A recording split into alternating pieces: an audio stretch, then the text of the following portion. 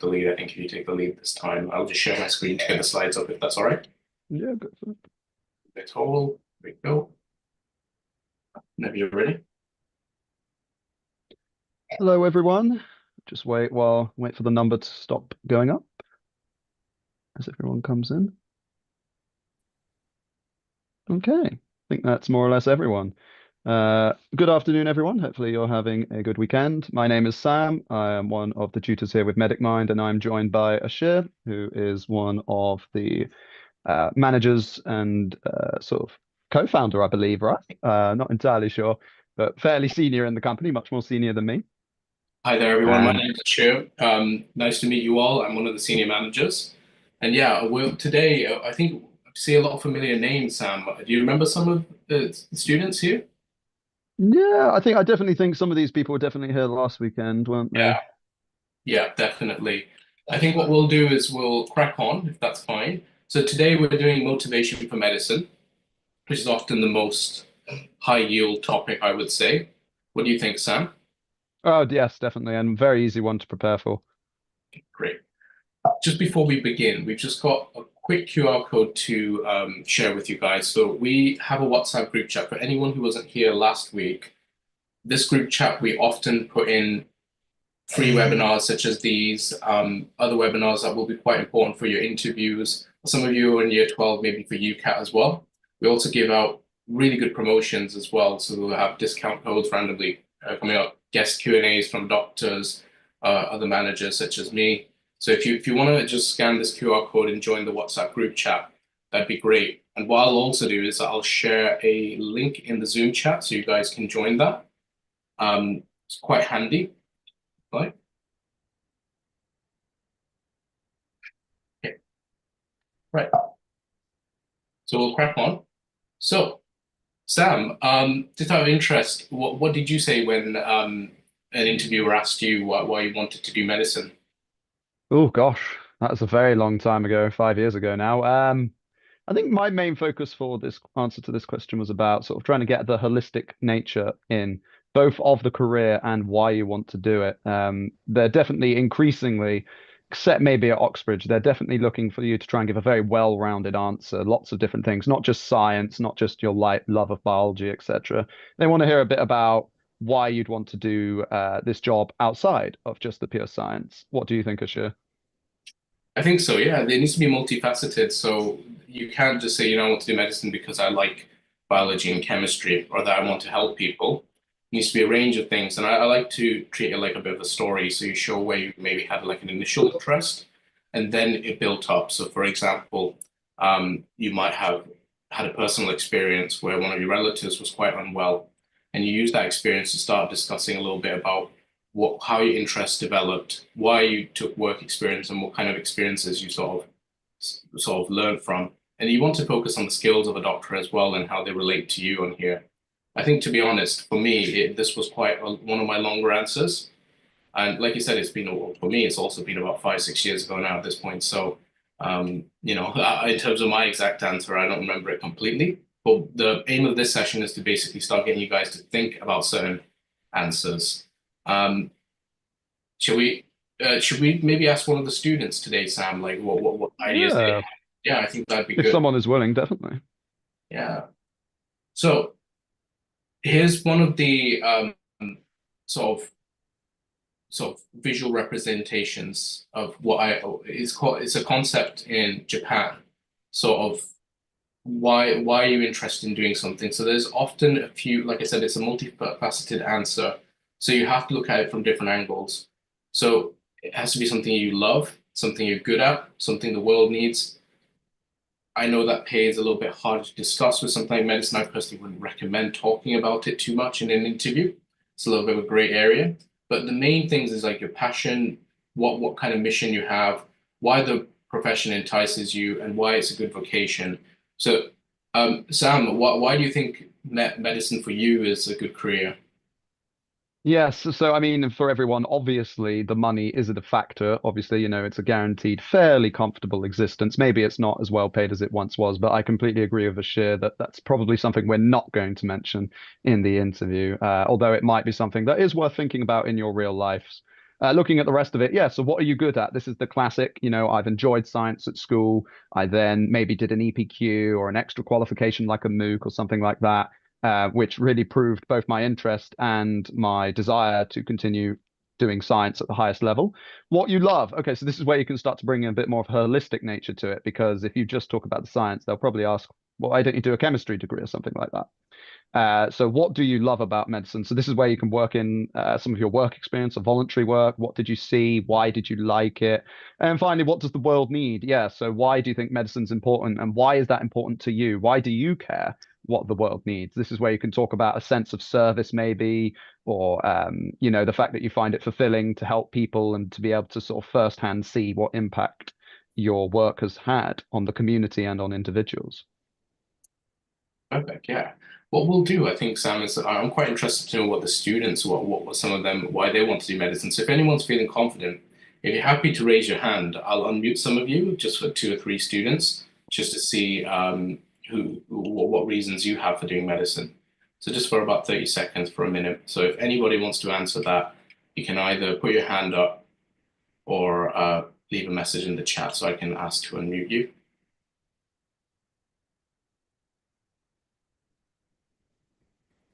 Anyone? If not, feel free to pop something in the chat and we can read it out. Yeah. If you're not sure of how to raise your hand, it should be on the Zoom toolbar, so where you can mute and unmute yourself. There is an area where it says raise hand.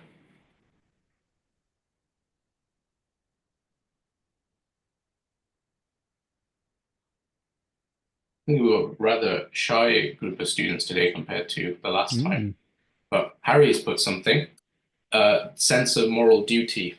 So moral duty, what do you think about that, Sam? Yeah, definitely. I think that's a perfectly good thing to answer, perfectly good thing to say. Again, maybe talk a little bit about why is that important to you? Why are you a moral person? Maybe give an example of something moral you've done. Uh, Grigori says to save more lives. Okay, cool, nice. And again, Ashir, do you think that we could add a little bit to that? I think one thing that's quite important as a part of a vocation is the motivation element, Sam. So for me, if I was doing a job, I want to be quite interested in it. Mm, I want to make sure that I have that constant engagement. If I'm doing a job that I don't really like, more chances are that I'm not really going to perform as well. And where you're saving lives, you actually do get a lot of self-gratitude. I don't know about you, but as a medical student, I directly didn't save anyone's life, but when we saw quite critically unwell patients recover, it was a good thing to see. And mm, often you are so bogged down by the stress and by how academically challenging it is. You sometimes yeah. forget about that actually what you're learning is quite critical to saving someone's life. So when you do see that happen, it's quite rewarding.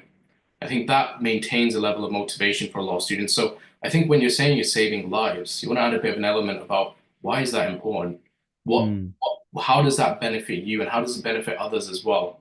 Yes, you're saving lives, and sometimes you don't save lives, and that can be sort of a bad part of the career as well. That sometimes it can, but particularly when you're a junior doctor, it can be quite stressful.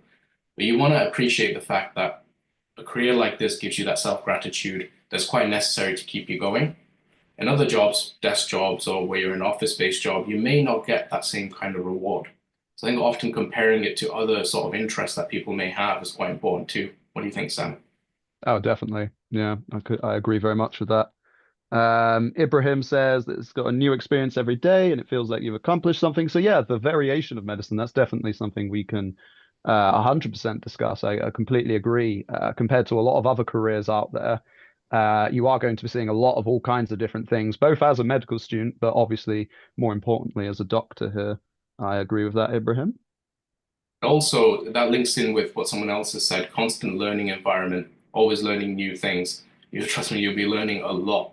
There's Mm, always new, really classic example in the last 5 years of the mRNA vaccines, which is quite a big hot topic, quite a recent sort of development in medicine. You will also find that senior doctors sometimes do not know some of the, well, they're just updating themselves. Like another sort of medication is the SGL2 inhibitors, which me and Sam know about. If some of you know about that as well, that's great. But there's always new medications, there's new guidelines coming out. There's new guidelines for chest drains as well for pneumothoraxes, which was just updated last year. So for some people in medical school, they're having to change some of the learning. So it can be quite engaging. You're constantly having to do exams. You're constantly having to update your knowledge. And that always keeps you on your feet. So if you're somebody who likes a little bit of challenge there as well, that will keep you interested for the rest of your life. Um, but yeah, I think that's a core. I definitely talked a lot about the dynamic nature of medicine in my interview. I think that was one of the stronger points I had to mention. If you can relate that to something that you've done in your personal life where you've shown commitment to a certain activity, even if it's not academically related, that shows that constant dedication. So you want to talk about that a little bit. I think someone had their hands up, but they put them down. We'll leave that for now. Anyway, should we move on to the next bit, Sam? Yeah, let's go for it. Yeah. So again, the same kind of stuff that we were just talking about, the job variation, challenging career, lifelong learning, all very important aspects. Now, these are just some key tips, but generally speaking, what I would say is everyone needs to start writing some bullet points on a piece of paper, on your computer or laptop, in your notes, rather than rehearsing a full paragraph about why you want to do medicine. It's better to have a few different points. Because I don't know about you, Sam, but it's quite easy for me to tell when a student has rehearsed a certain paragraph, because when I ask follow-up questions, it's often quite hard for them to answer. It doesn't come off with a natural flow. Definitely. And if you start listing things as well, I see this in a lot of people's personal statements, which luckily some of the year 12s won't have to do anymore, but they will start talking about a few different skill sets that they have that relate to medicine.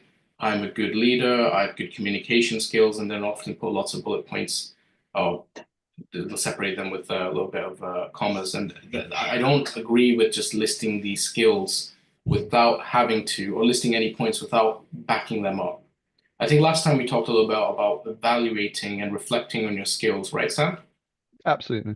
Yeah. So we'll talk about that today. And this is where you want to bring it back to your work experience. So when you're talking about medicine and how it's dynamic, you might have picked up on like the SGLT2 inhibitors I was talking about earlier. You might have picked that up in your work experience. If some of you know about that, or any other new types of medications or new management plans, then you can talk about that a little bit in your work experience and how it relates to your interest.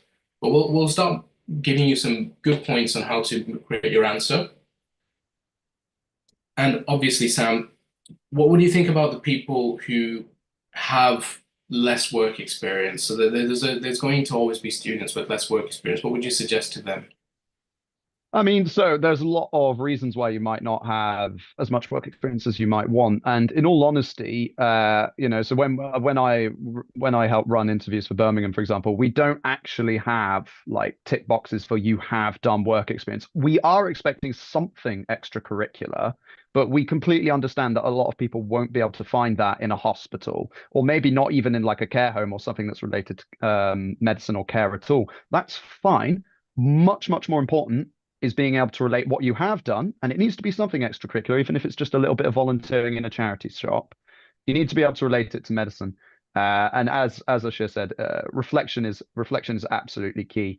I would rather listen to somebody who'd been to a charity shop and not a hospital, but who could tell me everything about the skills they learned there and how that relates to being a doctor, versus the person who's done 10 different work experiences all over the country, but can't actually tell me about what they learned from that experience. Absolutely. I think that's one of the most important bits. Somebody's just asked me a very interesting question, like what do we mean by don't get carried away with emotion?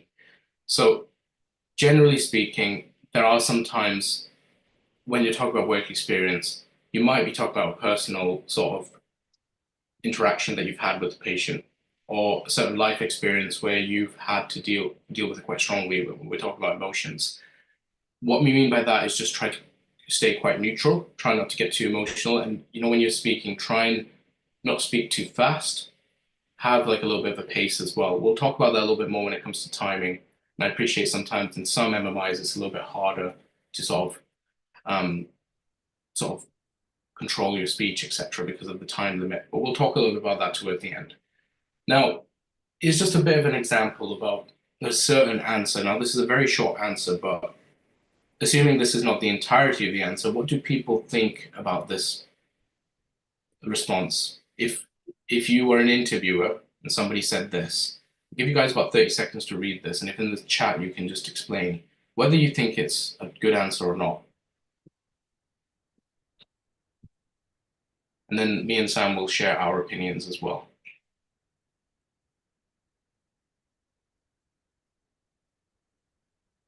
Okay. So two people have said it's not that good, too detailed. Sai, I think, says that answer alone is not good. I agree. Potentially, if it was a 3-minute answer and this was only a small segment of it, then yeah, maybe it would make a good part of an answer. But I agree, assuming the answer continues like this, I would probably go tell this person to study biochem. Yeah. I also think somebody's just mentioned, it says, somebody said, why not biochem? And then also, it's too scientific. They're not going. I think, Sam, at the end of the day, for you've helped out with interviews. When I was interviewing somebody, I would not want to see somebody who necessarily shows off their biology or chemistry knowledge. I know for a fact that their grades are going to sort of show that when we are assessing them. This interview is more to learn about what kind of person they are. So if they start talking about the polarization of a nerve cell, I'm not going to follow up with a question on anything about nerve impulses or how active transport works. That's not the point of the interview. The point of the interview is actually just to discuss a little bit about what's led you up to this point that you want to do medicine. I don't think this question really answers that. This is, I think, an extract from an answer, but if you were to start something off like this, it's not necessarily going to impress the interviewer. I think there's a tendency to show the interviewer that you are very engaged with sciences, but that's not the point, I would say. You want to move away a little bit from your biology and chemistry content and start to think about a little bit about your personality.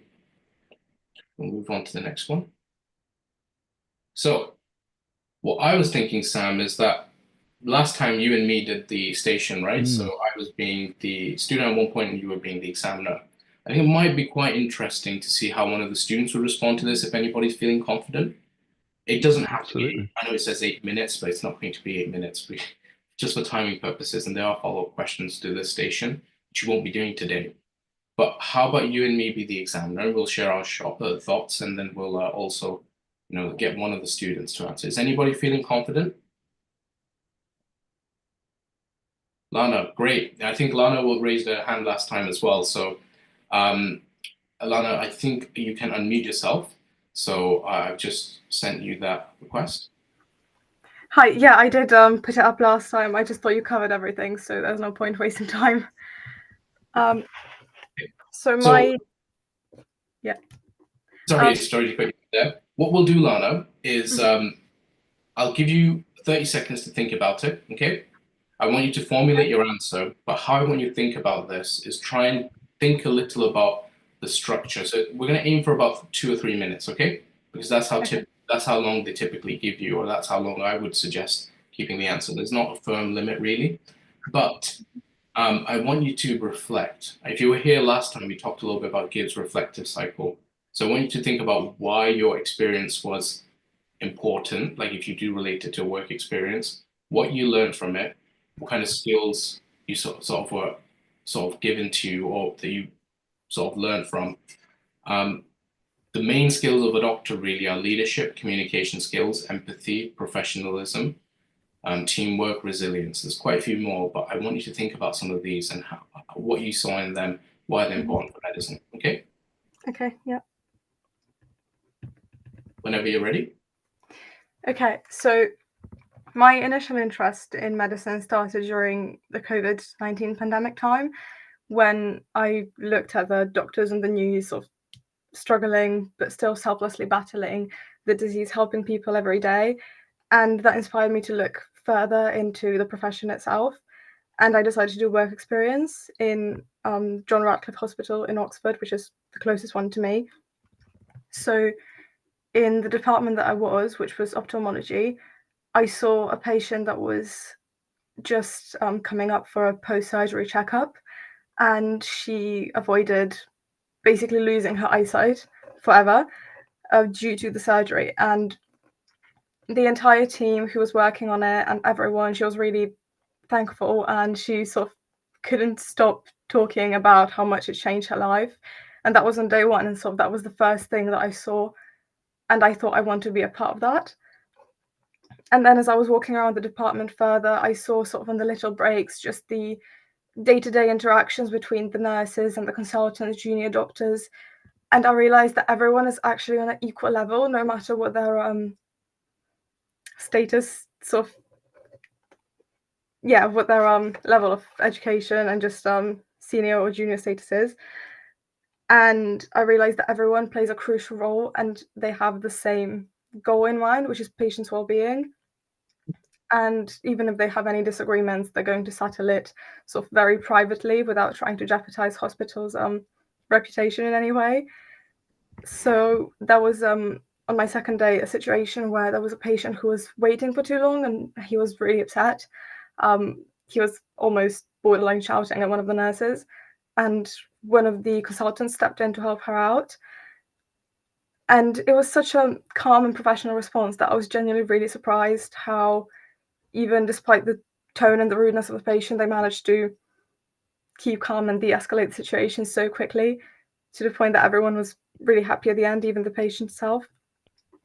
And another highlight was closer to the end, when a junior doctor was struggling with a case. There was a foreign body in the eye of the patient, and they couldn't get it out themselves, so they called the consultant that I was shadowing to help out. And I realized that it's not just about the things that we see every day, which is helping people and just the selflessness, the sort of ethical point of view, but also everyday learning and knowledge, and even the teaching aspect, which I feel not many people see in medicine.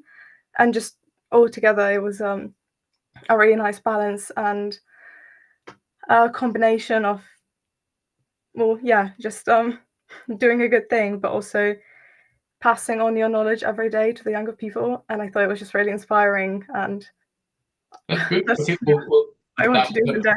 Nice work. Okay, so we'll start with some feedback. We'll stop there for now. So, Sam, do you have any points before I give a bit of my opinion? Yeah, I mean, so let's talk first of all about what went good. And everyone in the chat, feel free. I already see a well done from Halima. Thank you very much. Yes, very well done, Lana. Very brave. Thank you for that as well. Makes our job a lot easier.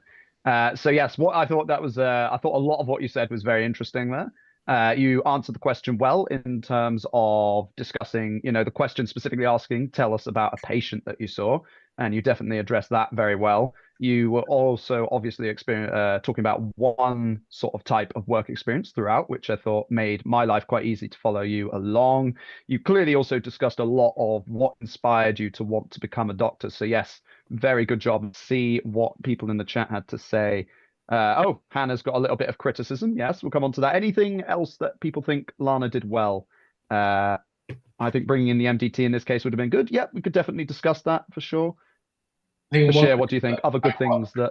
I think one thing I quite liked towards the end, Lana, is where you talked about passing on knowledge to junior doctors, and the element of that you have to actually help out your colleagues. I know Hannah said that we should bring in the MDT, but I think you touched on that with the rude patient as well, where the patient was quite angry, and then the doctor stepped in to help the nurse. I think, to be honest, you're on the right lines with how to answer this question. Bringing in your work experience can be often difficult. Like, what do they want to hear from me? Why do I have to bring up certain? I think if you stick to a certain approach, STAR, so situation, task, action, result, and reflection, that works every time. So you gave us the situation. You told us what kind of tasks were being done, what actions were made, and what happened as a result of them. I personally think you can expand a little bit on the reflection aspect. So why is teamwork actually important? Why is the MDT important?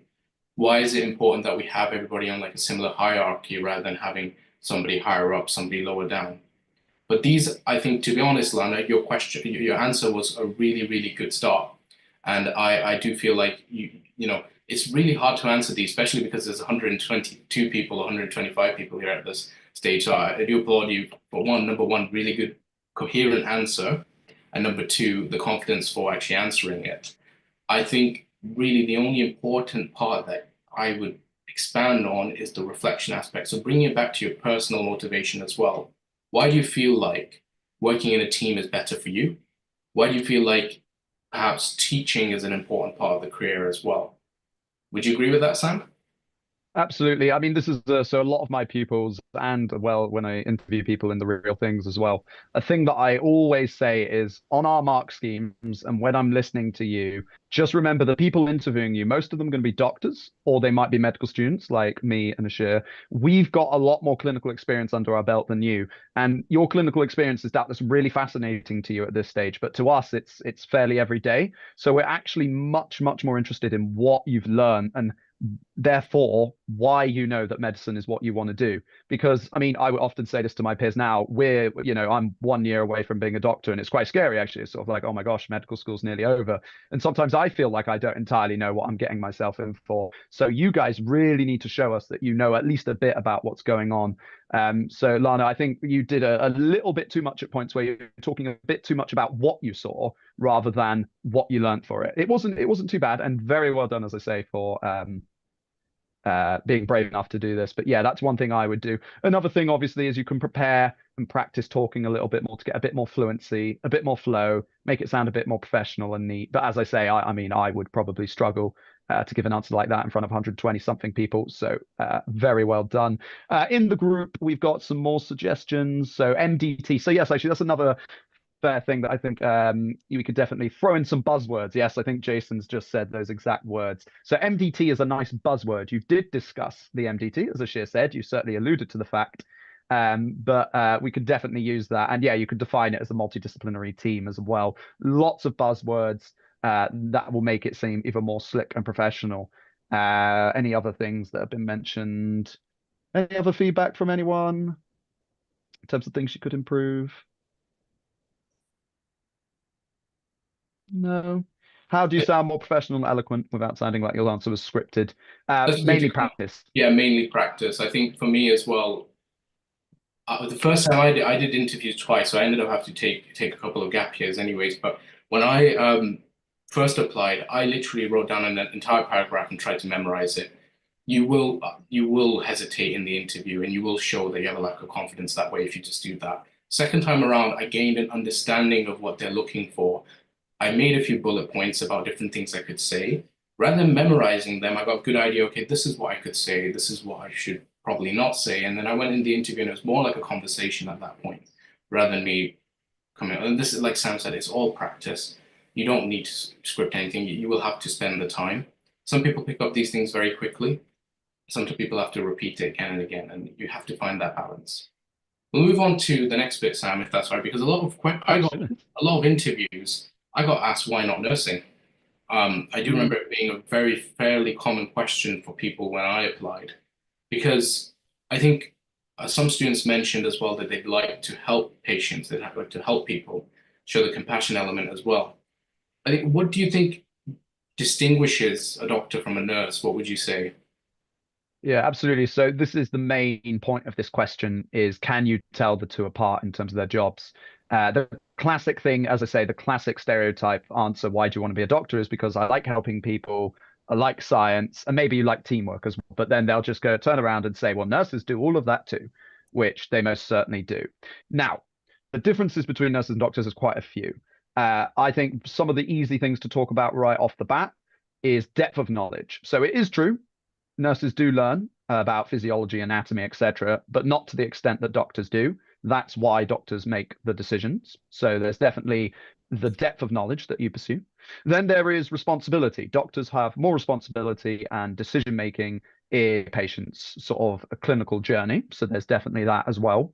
Then there's extracurricular opportunities, the main ones being leadership, research, management, and teaching. Now, for all four, nurses most certainly can get involved, but there's more opportunity and more scope for doctors to get involved. And whenever you get asked this question as well, before I forget, Ashir, a classic is that you've got to say nurses are an essential member of the NHS, the backbone of the NHS. Their work is incredibly important. However, the reason I don't think it would suit me and why medicine would suit me more is blah, blah, blah. Always start, if they ask you this, always start by acknowledging how important and vital nurses are. Because yeah, we definitely don't want to be implying that they're in any way lesser than us, which you can do if you're not careful. But yeah, what do you think, Ashir? Anything else that you think I've missed? No, I think bang on what I was going to say. In terms of your interviews, you may have certain people on the panel that are nurses. Some universities do put nurses there as well. So, like Sam said, always start off with your answer, buttering them up a bit. If you talk a little bit about why, not just nurses, but you might be asked about allied healthcare professionals at this point, like physician associates as well. You want to talk a little bit about why they're crucial to the NHS and healthcare in general. Nurses are, rather than competition, a counterpart to doctors. Like Sam said, that doctors often go into more depth of knowledge. And you want to word that in a very careful way, rather than saying we know more.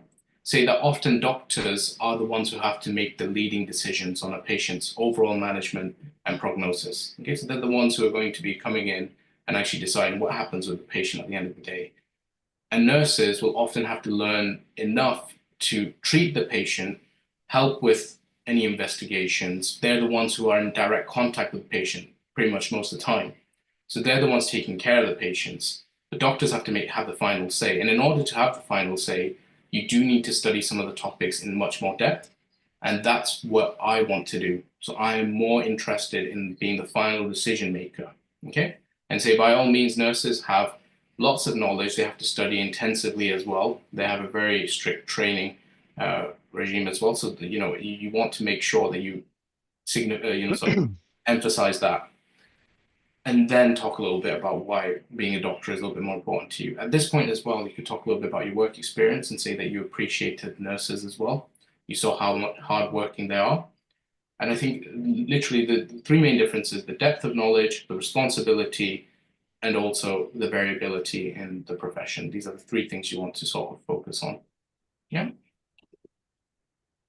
We'll move on to the, so somebody's asked, what if they ask, why do you want to be the one making decisions? What would you say to this one, Sam? What if they ask, why do you want to be the one making decisions? I mean, so the main thing that I would probably discuss here is there's a few different ways you could approach this. I think the most obvious one is the sense of responsibility. You want to feel that you have responsibility over your work, your job, and you want to have responsibility over the decisions that you make for a patient. So that's obviously one of the big differences between nurses and doctors, in that if a nurse makes a decision, somebody else has to agree with it. But maybe you want to be more independent. Maybe you want to take up more of a leadership position. Maybe you want to be able to specialize into something where nobody else has the skill set to make those decisions that you want to do. But I would always frame it through a lens of responsibility, rather than I just want to be the biggest and in charge kind of thing, for sure. I think over here you can relate it back to any of your work experiences, personal activities as well. So for me, I started a computer science club in year 11, which was something that I took a little bit of leadership in. And that was something I related to in the interview. Talked a little bit about my own sort of personal experience with leadership and important decision making. So when you bring that idea up, or bring up something where you have, not everybody will have this, but if you have taken part in an activity where you've been maybe a group leader or like a prefect, you can talk a little bit about how that kept you engaged, how it was fascinating for you, and you can relate back to that. So it's always good to link it to your own personal activities. And that's quite important. Would you agree, Sam? Definitely. Yeah, the more you do this, the better. I think we've already touched on who, if you don't have work experience, what to do. So I'll just sort of reiterate, if you don't have work experience, that's absolutely fine. It's just out of a show of hands, is anybody in year 12 at the minute that's attended this? So if you just say yes in the chat, just so I can get a bit of an idea.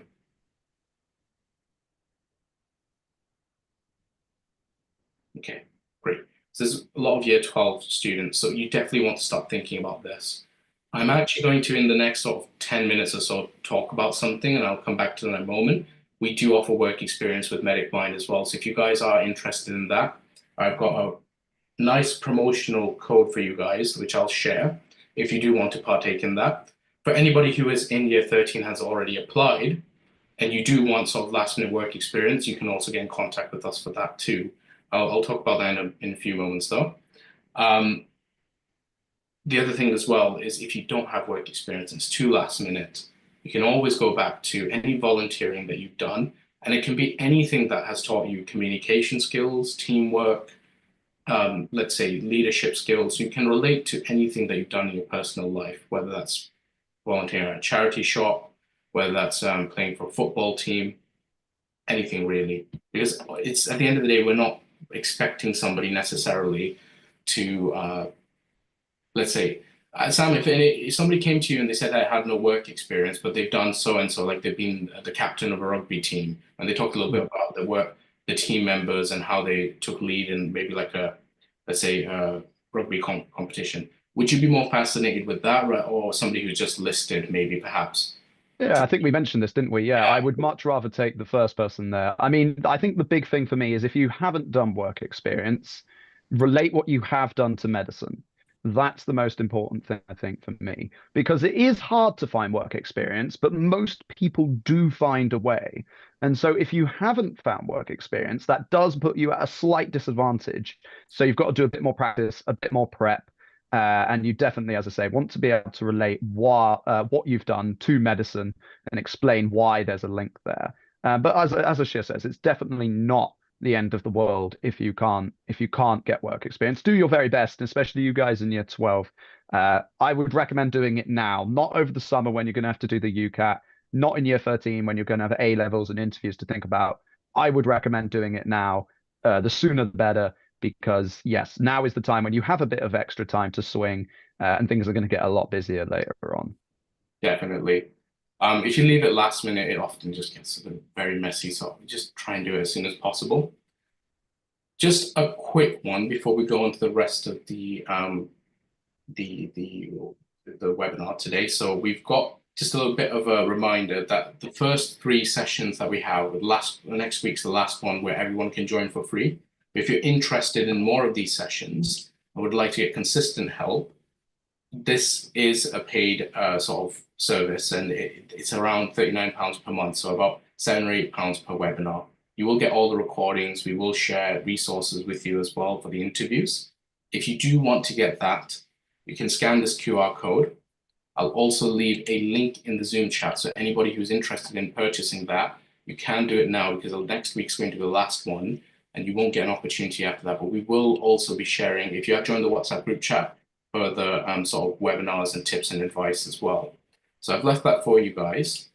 We'll move on to the next bit if that's all right. Right, so we've got about 20 minutes left. I think we can get a role play in over here. We've got,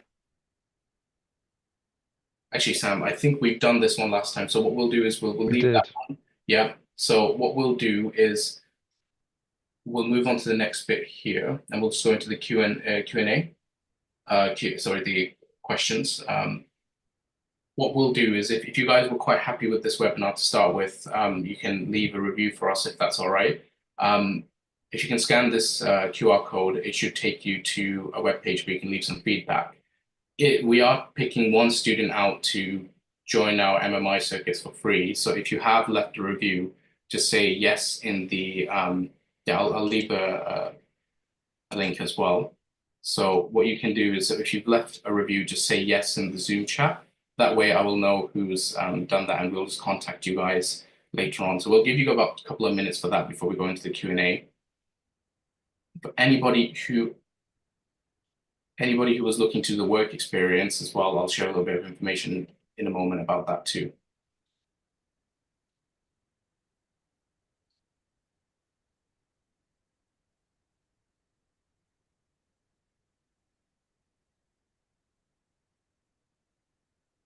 Couple of minutes.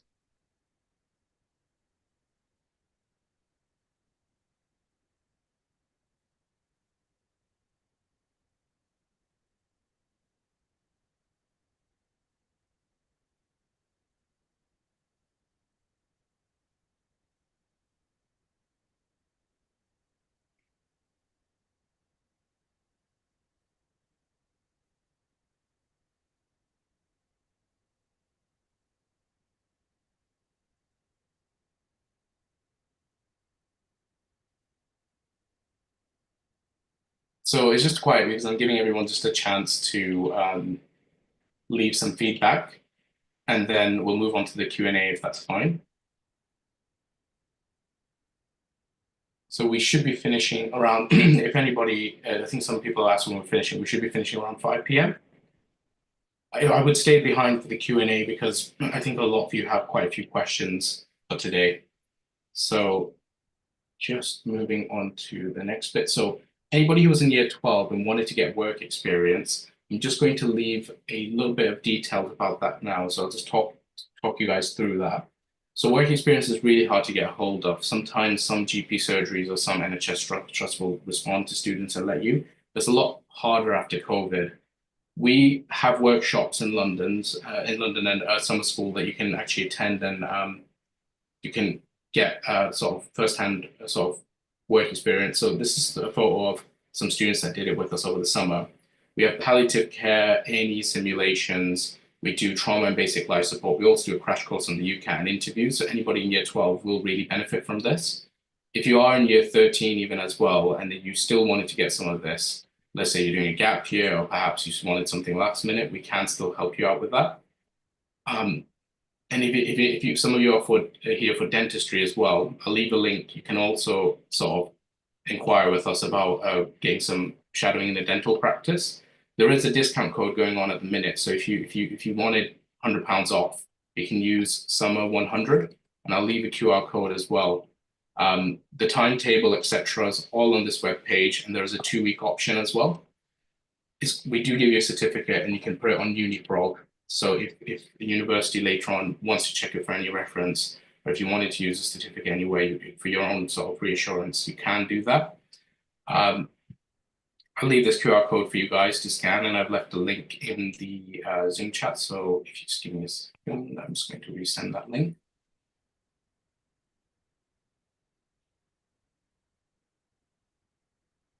But the benefit of that work experience is that the same stuff that you'd be doing in hospital, you'll be doing with us.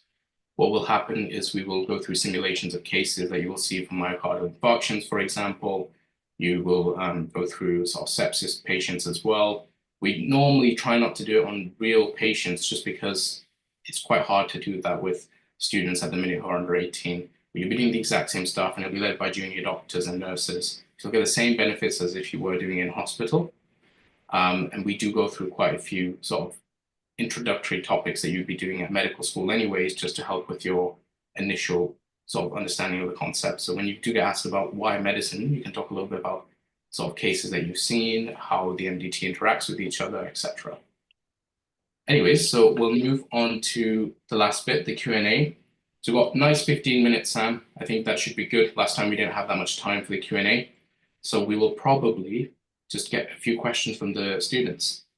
You can either join this Menti using this code and leave it here, or you can use the Zoom chat. How long do you have on each MMI station? So that varies place by place, but it's typically 5 to 10 minutes. So Birmingham, we do 6-minute stations. Cardiff, I think, do 8. It varies from places to place. And do you have multiple questions per station? Yes, most of the time. Not all the time. It might be one big question for that station. Each station will have a theme, but most of the time it'll be broken down into some smaller questions. I think if you wanted to find out what kind of how much time you have, most universities will send you a brief. You can always ask them. You send them a quick email, and they might even tell you the structure. So they might not, but nothing to lose. Yeah, they might not reply, but you can still ask. How do you prepare for unique questions for each university you apply to in terms of finding out questions that are unique to each university? I don't think there's any questions that are particularly unique in terms of general medical knowledge. The stuff that we are talking to you about right now, this is universal. The unique questions tend to be why you're applying to that particular university, what do you understand about the course, the clinical attachments for where you go for placement, the anatomy sessions, how they're delivered, or perhaps student selected components. So for example, my medical school has SSIP, which is just sort of a research element that you can take in yourself, like you do that every year. Sam, I think Birmingham have something similar, I think.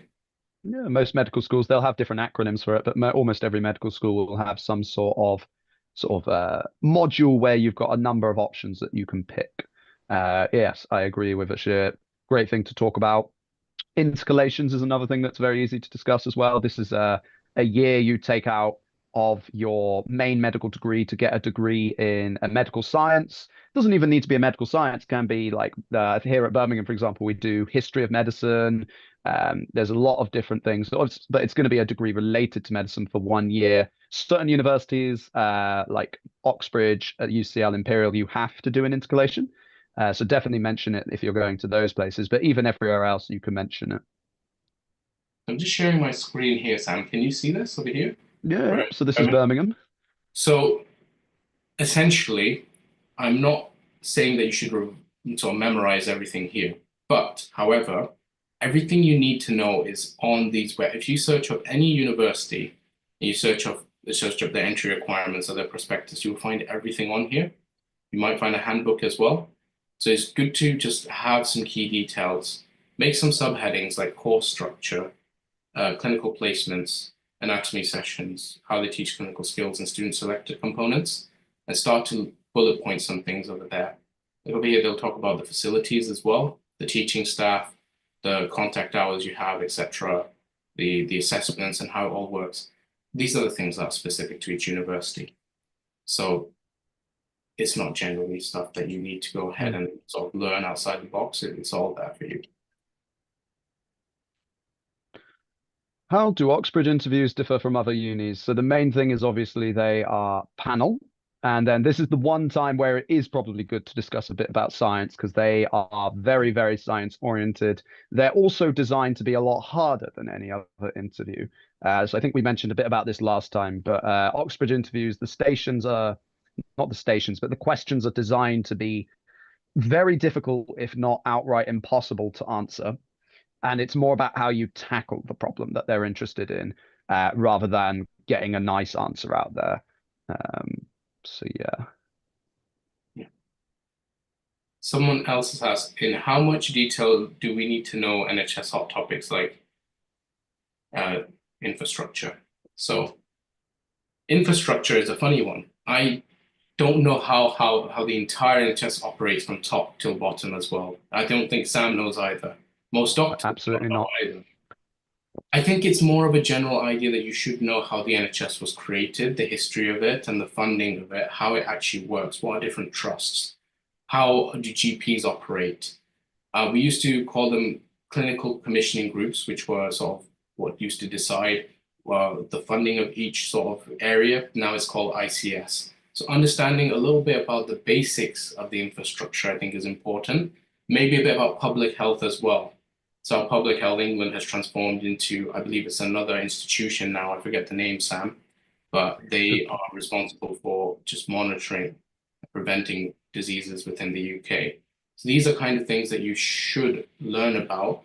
It's nothing complex. I don't think it's a prerequisite for most universities to understand that.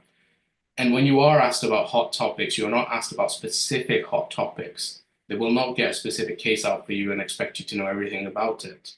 Might be a bit more general. In the last webinar, and also I did a Q&A on Sunday a couple of weeks ago, I asked the students to subscribe to BBC Healthcare and start to think about reading a topic maybe once every 2 or 3 days and just making a few bullet points. The key idea is that you want to look at the more popular issues that we have in the UK. What the main things in the UK at the minute that are affecting our health is cardiovascular disease, obesity, mental health, and also diabetes. There's quite a few others, but these I think are the big ones for you guys, I would probably say, to start looking at and thinking about primary prevention, secondary prevention, and tertiary prevention. Maybe look into some case studies as well. Some well-publicized hot topics like COVID, monkeypox, or Brexit, for example, or junior doctor strikes, you might be asked about, but those are really well-publicized ones, the ones that you would just hear about even from word of mouth at school, for example. I would brush up on them. What do you think, Sam? Yeah, absolutely. To add to that, I would recommend knowing a couple of sort of articles, healthcare stories fairly well. You don't, as we've mentioned lots of times, we don't want to sort of regurgitate it, but we definitely want to know a little bit about them, because a classic question again is, tell me a bit about a healthcare story you've read in the news, or being able to relate. Let's say you've got an ethics question, being able to relate that ethics question to something you've read in the news makes us very impressed, because that means you're not only doing a bit of extracurricular work and answering the question well, but you're then linking the two together, and that's what we like to see for sure. Somebody has asked, how would you ensure that your answers come across as genuine and not revised, which is basically the same question as on the Menti. So this is definitely something that I agree can be quite tricky, and a lot of my pupils do struggle with this. My main point, first of all, is never write out like full answers in your preparation. So you should never be either on a book, on like a piece of paper, or on a computer typing out a whole like verbal script for you to follow. This is not a play. You write bullet points, absolutely, write some prompts, write some points, but do not write a full script, because the more you do that, the more you'll start to lean into it. You'll start using it as a crutch, and as soon as it's gone, or there's a slight variation in the question, you'll suddenly feel a lot less confident in yourself. The next thing I would say is, you might be then saying, well, that's really hard. I only have a couple of words or a couple of sentences to prep myself for a full 3-4 minutes of talking. It's not as bad as it seems, first of all. And I would recommend every day, probably before going to bed. I'm a bit of a night owl, not a morning bird. Maybe you could do it in the morning. But every time before you go to bed or when you wake up, just walk to the mirror and practice one of the easy questions, like what we've been covering today. Why do you want to do medicine? Just practice it, and practice it a couple of times. Use until you're fluent, you're happy with it, and it should only take you 5-10 minutes a day. And you'll quite quickly realize that your fluency and your ability to sort of make something up a little bit on the spot will quickly increase, and then you can start doing it for other questions as well. So I can understand that's a little intimidating, but hopefully it shouldn't be too bad if we do a little bit of preparation, a little and often. Absolutely. Yeah, I agree with that. Okay, so we've got another 5 minutes or so. Somebody has asked, when should you start prepping for any upcoming interviews as a Year 13 student? I think now is probably the time. You're going to start getting interviews in December, January time, depending on the university. A lot of them do happen in December and January. So if you treat this month as your preparation month to start building some of your answers, and you will need the time, balancing school, balancing your interviews is quite a hard thing to do. And like Sam said, I'm also a night owl. So I prefer to do things like late at night, maybe just spend a little bit, half an hour every evening, just making a little bit of answers, reading up on a few topics. If you do it consistently, that is much better. And at medical school as well, you will find a lot of topics that you have to study. You have to repeat them, you have to do them again and again. And you sort of do it throughout the year. If you're the person who leaves at last minute, you often do not pick up on things. And it will be evident to the interviews as well that you haven't really prepared that much. Then whilst it's tempting to say, okay, I'll leave it to when I get my interviews, I would 100% not suggest that.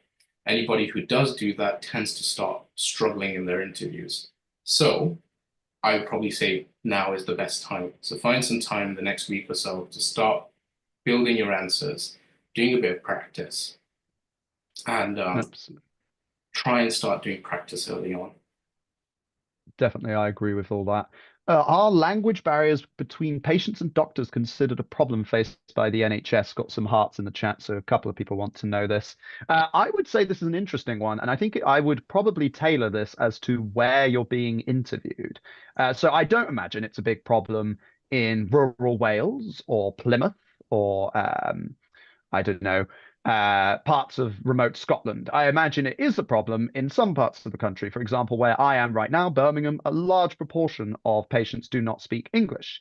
Now, is this a problem? Well, there are workarounds, but yes, it can make life tough, especially as translators are very much in demand, and there's not very many of them in the NHS. So it definitely can be considered a problem faced by the NHS in certain parts of the country, London, Birmingham, think of the big cities.